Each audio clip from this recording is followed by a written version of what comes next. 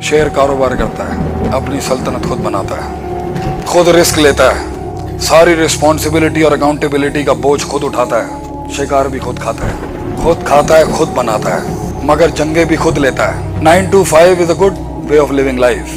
बचाने के लिए लोग आ जाएंगे काफी तुम्हें, 5 बजे के बाद कोई जिम्मेदारी नहीं है तुम्हारे ऊपर, घर गए बात गई खत्म। मगर वो चीज नहीं होगी जो खुद जंगल क्लेम करने में बनाई जाती है। वो बहादुरी, वो लहजा, वो नहीं हो सकती जब तक के सारे का सारा ब्लेम आदमी अपने हाथ में नहीं लेगा, सारे फैसले अपने हाथ में नहीं लेगा। जो इंसान की तश्कील कारोबार करने से बनती है वो शायद कभी नौकरी करने से ना बने। क्यों?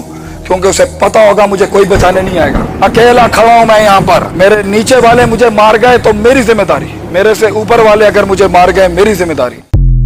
जो यकीन की राह पे चल पड़े उन्हें मंजिलों ने पनाह दी, जिन्हें वसवसों ने डरा दिया वो कदम कदम पर बहक गए। यकीन, सर्टेनिटी, कन्विक्शन, मैं कलेजे में हाथ डाल के निकाल लूंगा इसके अंदर से।